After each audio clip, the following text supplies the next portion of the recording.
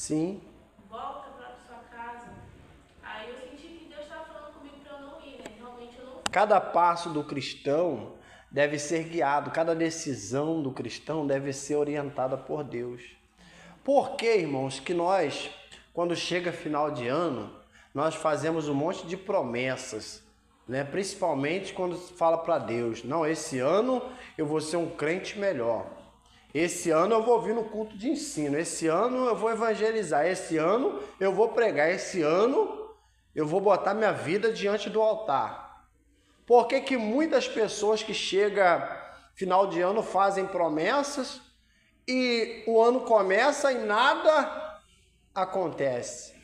Porque ela não aprendeu a decidir a sua vida. Ela não aprendeu o poder que a decisão tem. Quando nós tomamos a rédea, quando nós colocamos a nossa vida debaixo de uma disciplina.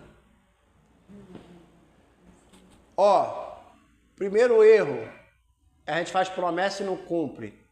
Quando a gente promete, decidir na emoção. Chora, né? Chora, Senhor, eu vou mudar, né? Emoção. Emoção dá e passa. É passageiro. Os 2 primeiros meses está lá. Mas tem gente que a emoção dela é tão aflorada que ela promete aqui dentro, quando sai da porta ali, ela esqueceu tudo que ela falou com Deus. Então é um perigo quando a gente toma decisão debaixo de emoção. A gente toma decisão debaixo da emoção. Pedro falou assim para Jesus, eu vou contigo, Senhor, até a morte. Estou contigo no rabo. Jesus olhou para ele, verdade? Você vai? Uma coisa eu te digo hoje mesmo, antes que o galo cante 3 vezes, tu me negará 3 vezes. Eu? Aqui, eu puxo a espada. Negou ou não negou? Negou. Então, irmãos, a gente tem que tomar cuidado com as nossas emoções. Emoção não é momento de tomar decisão, ainda mais se a decisão for séria. A era que nós estamos vivendo, os crentes emocionados. Então, quando tem emoção, a igreja está cheia. Mas quando tem razão, que é isso aqui, a igreja está vazia. Entendeu? Quando tem a razão, o ensinamento que a gente aprende a viver, pautado na palavra, a igreja está vazia. Por isso que Jesus disse o quê? Se alguém quiser vir após mim, negue-se a si mesmo, não é obrigado. Se alguém quiser, negue-se a si mesmo, tome a sua cruz e siga-me. Aí, João 6,66 diz o quê? Muitos ouvindo esse discurso abandonaram, os discípulos. Abandonaram. Quando Jesus chamou mesmo para responsabilidade, não, aí não. Eu ia contigo, mas até a metade do caminho, né? A Bíblia diz, irmãos, que um homem, quando ele vai construir uma casa, ele deve se assentar e fazer planos, projetos, calcular os gastos, para ver se ele vai conseguir concluir a sua casa. Por quê? Estou fazendo lá a casa lá, né? Está na mão de Deus. Mas se o homem não conseguir fazer, alguém vai passar e vai zombar dele. Olha lá, começou e não terminou. Então, tem muito crente assim. Ele começa hoje, fogo puro. Não, eu decidi. Decidiu nada. Você estava emocionado. Decidiu não. Então, a emoção, ela acaba se tornando a nossa inimiga para tomar decisões. Eu vou fazer. Eu vou até, a gente canta assim, emocionado. A gente canta emocionado. Ainda que a figueira não floresça. A gente canta. O salário não caiu na conta no dia certo. Meu Deus! O que está acontecendo, Senhor?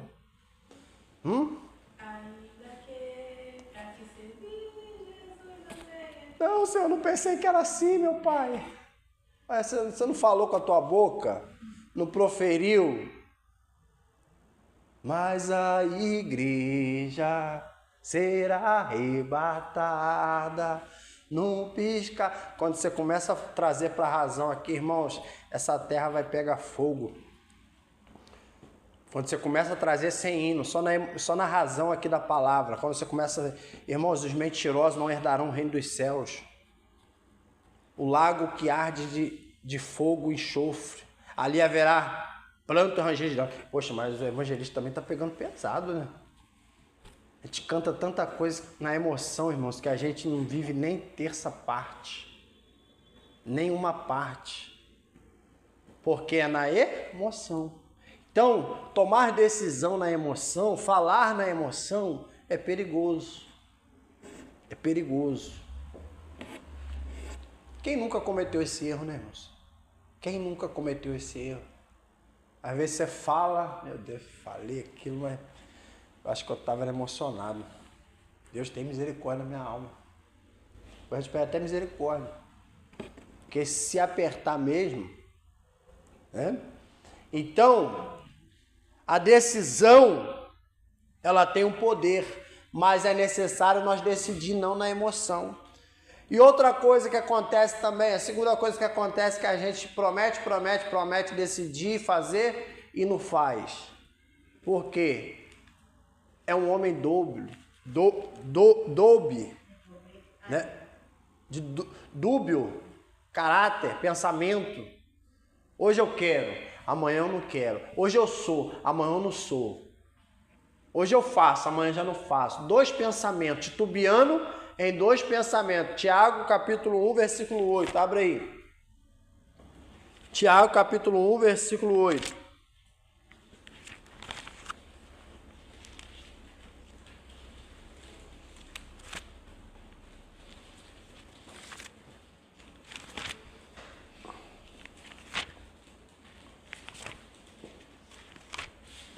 Homem de ânimo nobre, inconstante em todos os seus caminhos.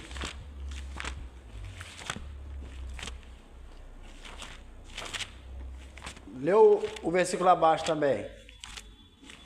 O irmão, porém, de condição humilde, não lhe ensinar a dignidade. O homem de ânimo dobre, inconstante em todos os seus caminhos. Ele é o quê? Inconstante. Irmãos, uma coisa que o cristão precisa desenvolver é constância. Constância. Porque, como eu falei aqui, existe o fogo do Espírito e existe o fogo de palha. O homem inconstante, ele vive de fogo de palha.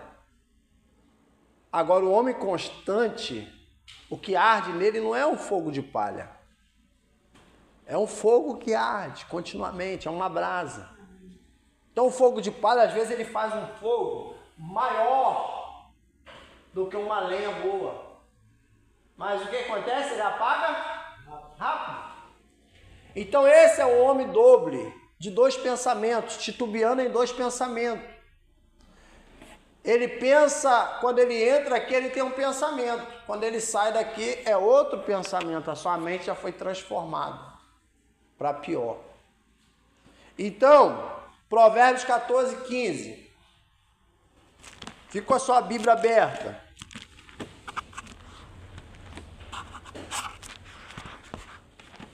Fala sobre o prudente.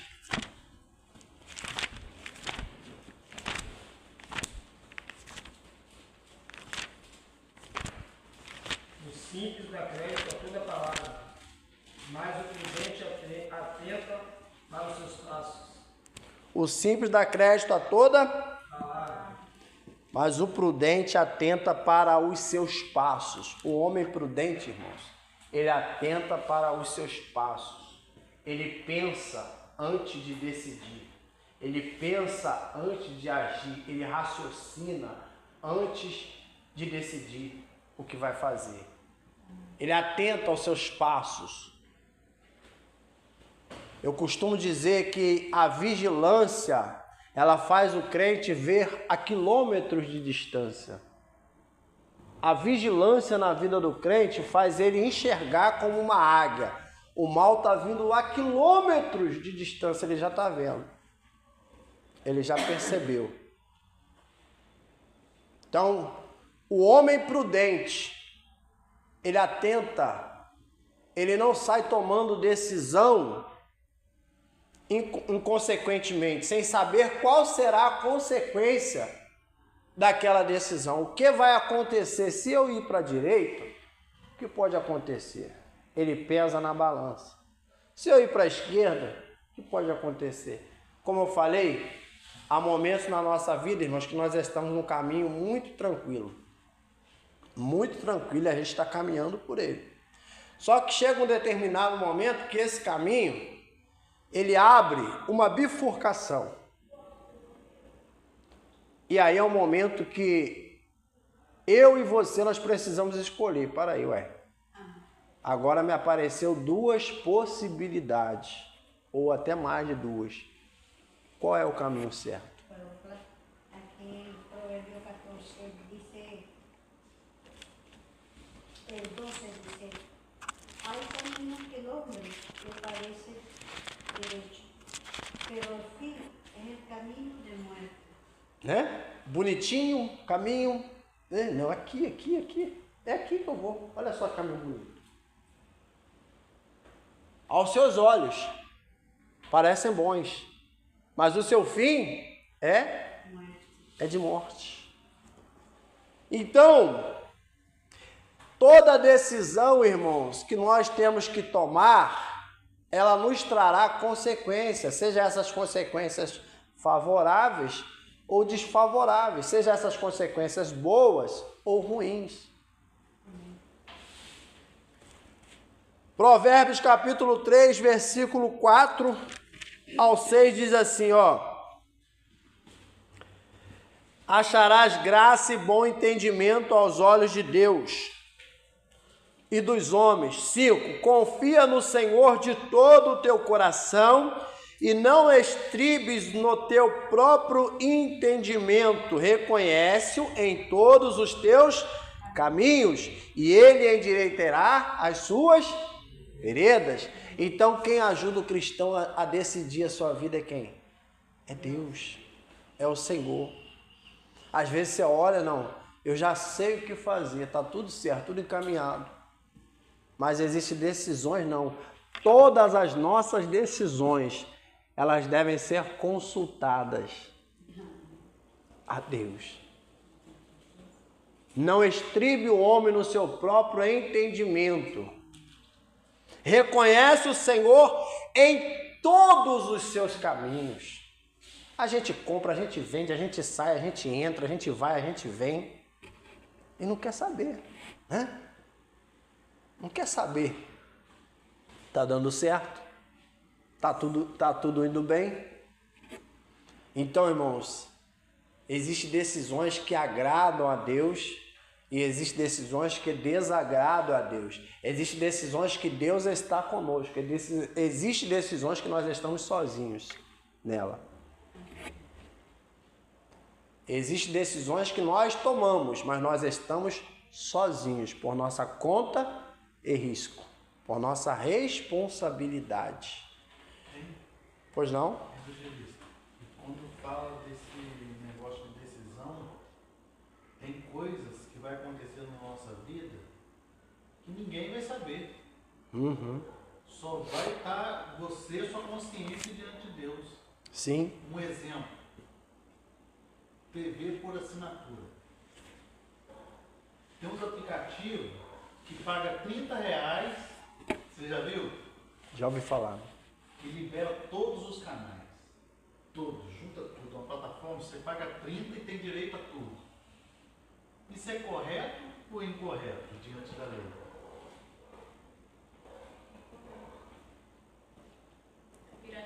É pirataria? Pirataria.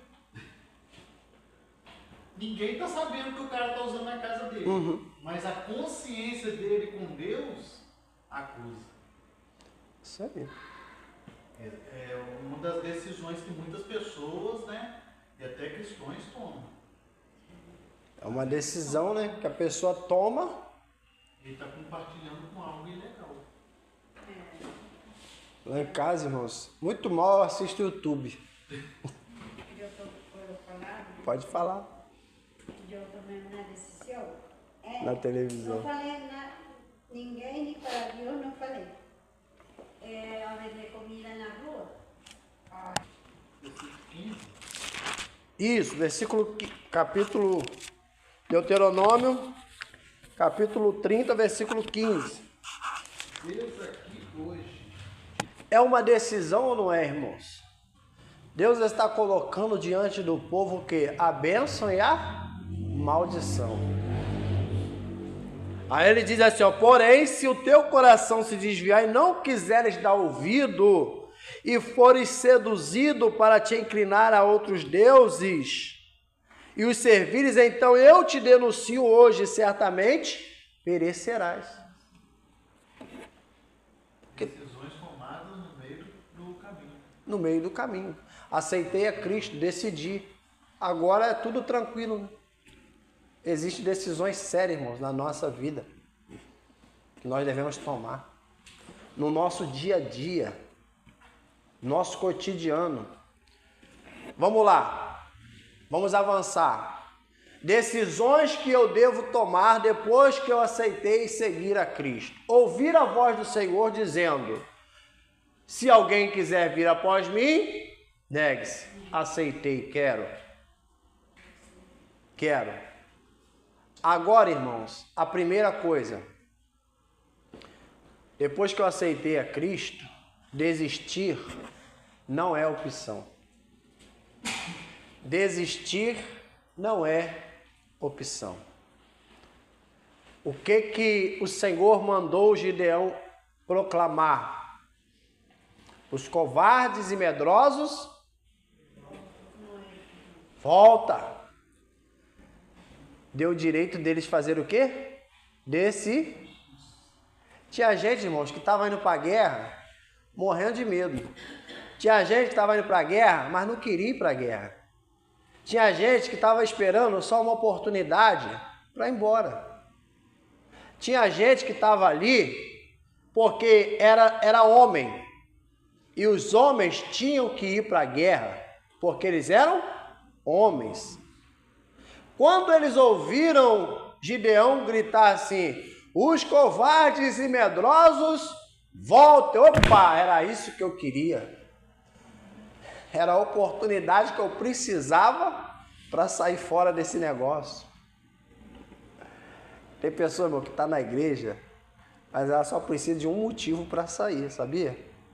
Cuidado que esse motivo pode ser você, hein? Pessoa que está na igreja. Como eu falei, há uma multidão, né? Diziam que eram discípulos de Jesus. Quando ouviram a mensagem dura, decidiram o quê? Voltar para trás. Então tem pessoa que ela está na igreja, mas ela precisa arrumar uma estratégia para ela sair, que ela não se converteu, não aceitou a Cristo, ela não foi regenerada, ela não se identifica, ela não gosta, ela não ama, mas ela precisa de um motivo.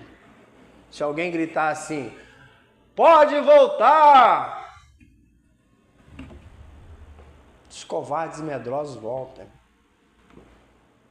Então, é a decisão, mas aqueles que aceitaram a Cristo, desistir nunca será uma opção. Aqueles que foram lavados e remidos, que de fato tiveram encontro com Cristo, eu posso estar triste hoje, mas desistir, jamais. Abandonar a fé, jamais. Abandonar a Cristo, jamais. Sabe por quê, irmãos? Sabe por quê? Que nós não devemos desistir. Primeiro, Deus não desiste de nós. Deus nunca desistiu do ser humano. O povo de Israel foi o povo que Deus carregou nos braços. O Senhor fez declarações a essa nação. Como uma criança te embalei, eu te criei, eu te gerei. Tu és a minha nação escolhida, meu povo amado. E mesmo assim eles fizeram o quê? Se rebelaram contra Deus. Fizeram tudo que era contrário. Deus, ele abominava a idolatria no Antigo Testamento. Ele abominava que o povo se prostituísse com outros deuses.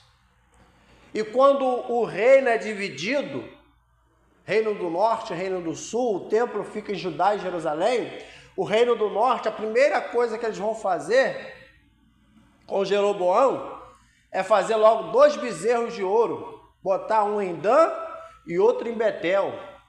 E o rei disse assim, olha, pode adorar esses 2 bezerros aqui, porque esses são os deuses que tiraram vocês do Egito. Olha que aberração. Foi esses 2 bezerros aí que tiraram vocês da terra do Egito.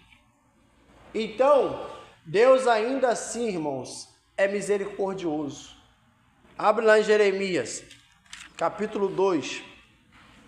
E alguém abre em Salmos 9.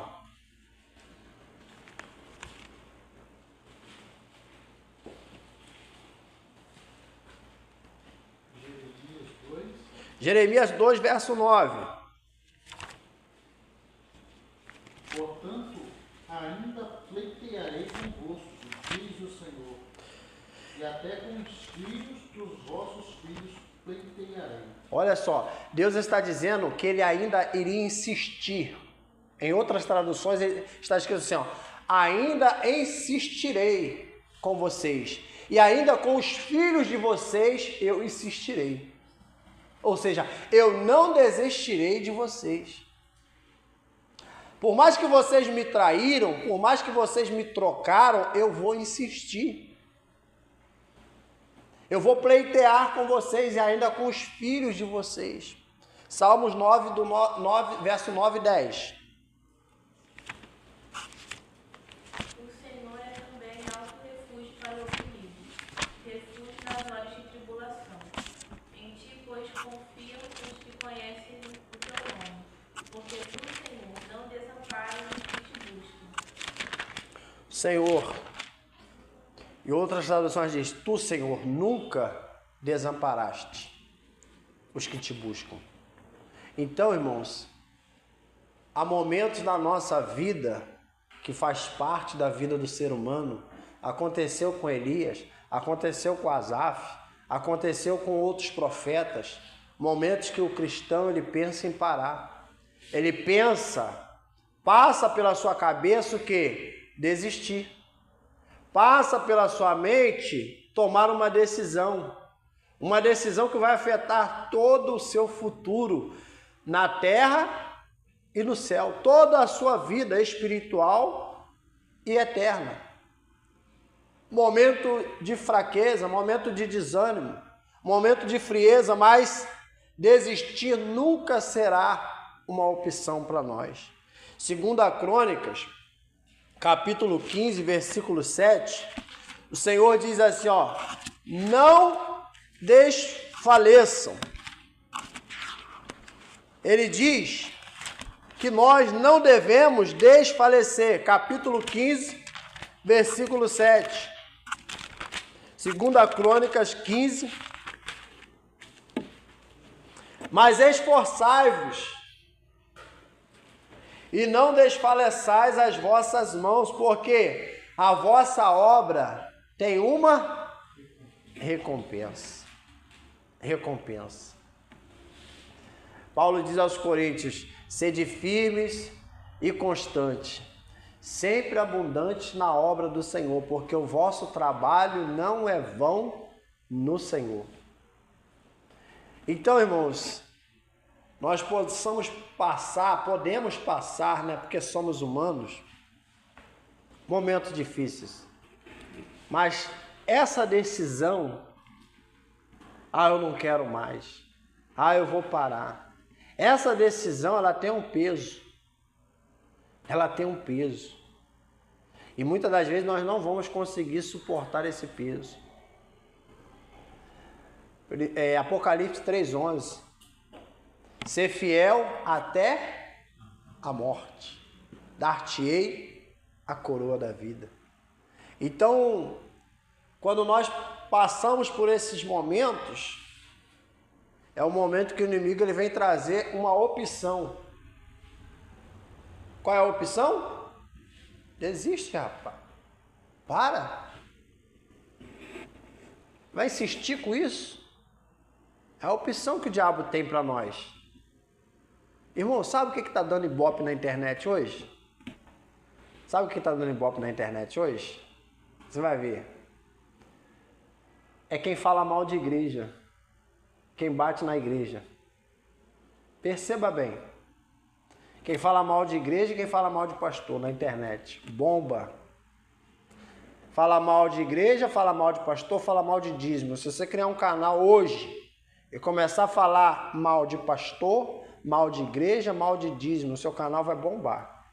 Agora faz um canal de oração, irmãos. Oração todo dia, meia-noite. Oração 3 da madrugada. Canal de jejum, vamos jejuar 3 vezes por semana, 40 dias de jejum. Faz para você ver a diferença. Faz. Tem algo por trás? Será? Usa um pouco a sua inteligência, que eu uso a minha aqui. Então tem muitos, irmãos, caminhando. Lembra que eu falei da multidão? Cuidado com a multidão, hein? Cuidado com a multidão. A igreja está cheia. É benção. Mas andava atrás de Jesus também uma multidão. Andava atrás de Jesus uma multidão. Bastou uma palavra. A multidão fazia igual fumaça. Ah, cadê aquele povo? Um atrás do outro. Por quê? A multidão ela é seguida por exemplos ruins. A multidão, a maior parte, ela segue o quê? Exemplos ruins. Faz igual a boiada que eu falei para vocês. Ó, um atrás do outro. Então, quem sabe o poder que a decisão tem, irmãos, faz igual Josué. Vocês querem ir embora? Quer voltar? Quer retroceder? Quer partir para a idolatria? Fica à vontade. Eu e a minha casa, nós continuaremos servindo ao Senhor. Eu e a minha casa, nós serviremos ao Senhor. Então, se o cristão não tiver a sua mente iluminada pela palavra, irmãos, ele vai. Ele vai no engodo da multidão. Porque ele não tem poder de decisão. Alguém está decidindo por ele e ele não está sabendo. Alguém decidiu por ele e ele não está sabendo. Por quê?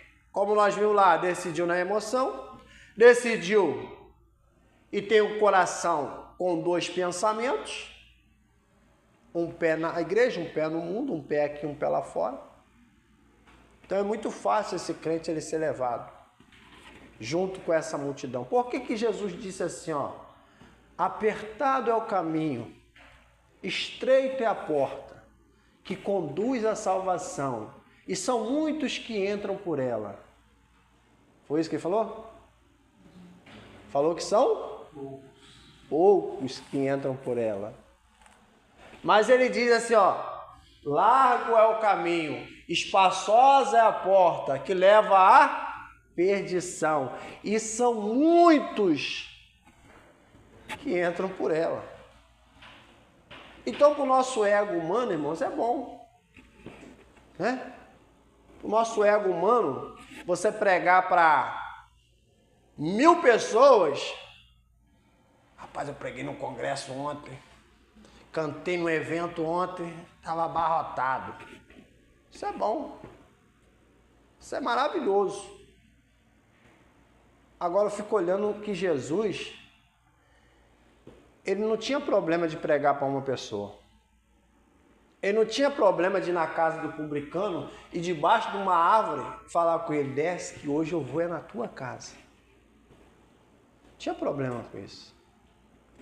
Jesus se preocupava com uma alma. Nicodemos foi de noite ter com ele e ele atendeu. E ele disse o quê? Nicodemos, o caminho é nascer de novo. É necessário nascer de novo. Então, meus irmãos, se nós estivermos pautados na palavra, na Bíblia Sagrada, não seremos levados por ventos de doutrina. Não seremos levados com a multidão. Saberemos qual é a nossa devida decisão. Porque Jesus ele chega para cada um de nós e fala como ele disse para os discípulos. E vocês? Querem não? Jesus não fecha a porta. A porta é aberta. Jesus não tranca a porta. A porta é aberta, mas uma coisa eu digo para os irmãos. É muito fácil sair da igreja. Difícil é voltar à presença do Senhor. É muito fácil a gente falar, não quero mais, não me sinto mais bem. Isso é fácil. Agora eu quero ver a gente lá no mundo, desigrejado, a gente falar, não, eu vou voltar para a comunhão, eu vou voltar para a igreja. Eu vou voltar para a casa do Senhor. Porque uma vez que a gente abandonou essa comunhão, é ladeira abaixo. Tem um hino que diz assim, ontem deixou sua casa e saiu pelo mundo. Hino antigo. De coração lá no fundo eu não entendi. Pessoas que ela está no nosso meio hoje, irmãos. Tá tudo bem. Mas de repente você não sabe o que aconteceu. Você não entende. De repente, aquele fervor acabou. Então é necessário que nós tenhamos decisão, poder de decisão. Saber decidir o que nós queremos para a nossa vida. Ó, Jesus disse em João 16:33 assim, ó, no mundo tereis aflição. Tem de bom ânimo. Ele disse aos seus discípulos, tem de bom ânimo, porque eu venci o mundo. Então, o cristão que entra no evangelho achando que a sua vida vai ser um mar de rosa, achando que, como o pastor diz, vão lhe tancar rosas, não vão tancar rosas, irmãos. Não vão tancar rosas em você. Podem tancar pedra. Pedra. Rosas não. Eu vou falar Venezuela. Desculpa. Em Venezuela eles não são. Pois é. Porque o povo que tancou ramos em Jesus, quando ele entrava em Jerusalém, cantando Hosana nas alturas, aquele que vem em nome do Senhor, muitos desses que o adoraram estavam também no Calvário. Mas agora para dizer o quê? Crucificam, crucificam, crucificam. Porque Jesus está entrando em Jerusalém e Jerusalém estava em festa. Era a semana da Páscoa e muitos iam para Jerusalém na semana da Páscoa. Então Jerusalém estava cheia. Então ele entra ovacionado. Ele entra montado na semana que ele vai ir para o Calvário. Jesus ele entra montado num jumentinho e ele é ovacionado. Ele é adorado, hosana nas alturas. Aquele que vem em nome do Senhor. E está lá. Está lá e tudo acontecendo na madrugada, Jesus já sendo traído, Jesus já sendo preso. E pela manhã, Jesus já aparece como réu. Entrou como rei e agora ele é apresentado como réu. Subiu como um sacrifício suave e agradável a Deus. Quando ele disse, está consumado, está feito. Então, é isso que nós devemos entender, irmãos. Abre aí, 1 João, capítulo 5, versículo 14.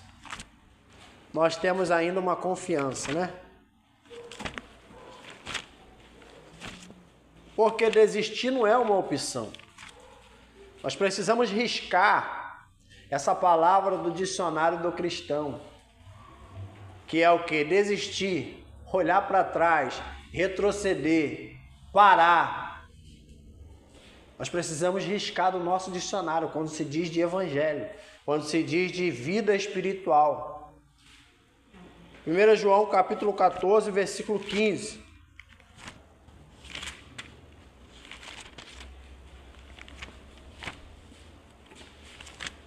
Evangelho. Não, 1 João. É 5? É 5. Isso. E se sabemos que nos ouve em tudo que pedimos, sabemos que alcançamos as petições que lhe fizemos. Então é essa confiança que nós temos, né?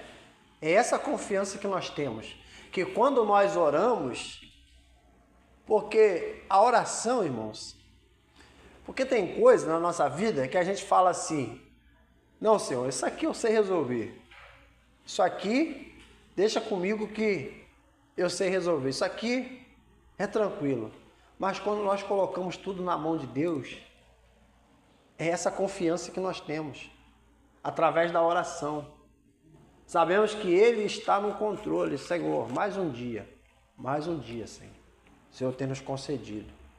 Agora, cada escolha, cada decisão, cada passo, cada abrir de boca meu, que seja segundo a Tua vontade, o Teu querer. Que esteja, decida por mim, Senhor. Escolha por mim. É isso que é colocar na mão de Deus. Porque quando a gente está confiante, a gente quer tirar o controle da mão de Deus. Aí quando a gente perde o controle, vem, Senhor, segura aqui. Desgovernou o negócio aqui. Mas estava tão fácil, né? Estava tão fácil a gente decidir. Por isso que o Provérbios está dizendo que o homem não deve confiar no seu próprio entendimento. Não deve confiar na sua própria sabedoria.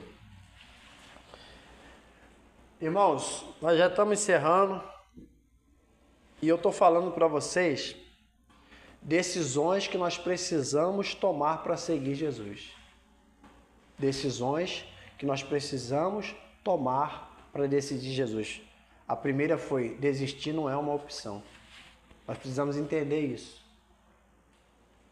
Tem um hino que diz: para trás não volto, não volto não. Tem um hino que diz assim? Então, desistir nunca será uma opção para aqueles que foram salvos. Porque existe algo na vida do crente, irmãos, que você vai ler na Bíblia ainda, chamado a perseverança dos santos. O que é isso? A perseverança dos santos é algo que Deus concede a nós. É algo que até em meio à dificuldade, o cristão ele consegue perseverar, ele consegue continuar. O sinal que nós fomos resgatados é isso, é essa perseverança. É decidir continuar, mesmo no meio da fornalha, mesmo no meio da situação difícil. Mesmo em meio a gente está correndo risco, como Sadraque, Mesaque e Abednego, né? Eles decidiram que não, nós não vamos nos curvar, nós não vamos nos prostrar, nós não vamos adorar, nós só adoramos ao Senhor. Então eles tomaram a decisão, firmaram a sua decisão e continuaram apoiados na sua decisão. Uma coisa que está lá em Atos capítulo 5, se eu não me engano, diz assim, não precisa abrir não, quando Pedro e João foram presos, eles tinham duas decisões para tomar ali também. Ouvir o que o Sinédrio tinha a falar e acatar, ou continuar pregando o nome de Jesus, anunciando o Evangelho. Porque o Sinédrio os catedratos, eles falaram assim, ó, nós vamos soltar vocês, mas nós não vamos permitir que vocês preguem mais sobre esse Jesus. Aí Pedro se levanta e diz assim, ó, não podemos, Atos 4:20, não podemos deixar de falar daquilo que temos ouvido e vivido. Não podemos deixar de falar. Nós não podemos nos calar. E mais à frente você vai ver Pedro dizendo assim, julguem vocês mesmos. Se é melhor obedecer aos homens ou obedecer a Deus. Então eles se posicionaram na sua decisão. Porque eles queriam o quê? Calar a voz deles diante do povo. Eles não queriam que eles pregassem sobre Jesus. Eles não queriam que eles falassem sobre Jesus. Então eles se posicionam. Não, isso aí não. Se quiser nos matar, vai nos matar. Se quiser nos prender, vai nos prender. Mas deixar de falar daquilo que nós temos vivido, daquilo que nós temos visto e ouvido, não. Nós não podemos nos calar. E Jesus vai dizer o quê? Não temas o homem que mata o corpo e não pode fazer mais nada, mas temais aquele que mata o corpo e pode lançar a alma no inferno. Então eles falam, é melhor temer a Deus. É melhor obedecer à voz de Deus. Está debaixo da direção de Deus. Porque naquela época, irmãos, o que acontecia? A religião ela estava totalmente corrompida. A religião ela estava totalmente corrompida com o sistema político. A religião ela estava prostrada diante do Império Romano. Então, eles não creram no Senhor Jesus, não creram no unigênito do Pai. Então Jesus olha para eles e diz, como é que pode? Vocês recebem glória um dos outros, mas não buscam a glória que vem de Deus. Evangelho de João, Jesus diz isso. Vocês estão aí um honrando os outros aí, a religião honrando a política honrando a religião, um honrando o outro, mas e a glória que vem de Deus? E o poder que vem do alto? Não tem. Aí Jesus chega curando o leproso, fazendo o morto ressuscitar, o cego enxergar, fazendo tudo que eles não tinham capacidade de fazer. Quem estava honrando Jesus? O próprio Deus. O próprio Deus estava honrando ele. O próprio Deus estava mostrando que ele era com Jesus. Por isso que aquele cego de nascença, João 9, ele diz o quê? Ó, se é profeta, se é homem de Deus, eu não sei. Uma coisa eu sei, que eu era cego e agora eu vejo. Ah, não, Deus não ouve pecador. Meu filho, eu não sei se é pecador. Eu só sei uma coisa, eu era cego, não enxergava desde que era pequeno. Estou aqui no templo a vida toda. Agora eu estou enxergando, esse homem me curou. Então eles ficavam malucos. Eles ficavam sem saber o que fazer com Jesus. Porque a honra que Jesus recebia era de quem? Era de Deus. Quando Jesus vai ressuscitar Lázaro, Jesus cochicha no ouvido de Deus e diz assim, Pai, eu sei que o Senhor me ouve. Eu sei que o Senhor está me ouvindo. Mas eu disse isso por causa da multidão. Jesus ele proclama em alta voz, faz uma oração em alta voz para o Senhor ressuscitar Lázaro. Lázaro, sai para fora. Aí Jesus chega bem no secreto com Deus e diz, Senhor, eu sei que o Senhor me ouve, tá? Mas eu disse isso por causa da multidão, para que eles creiam que tu me enviaste. Então, irmãos, quem tem intimidade com Deus, ele não precisa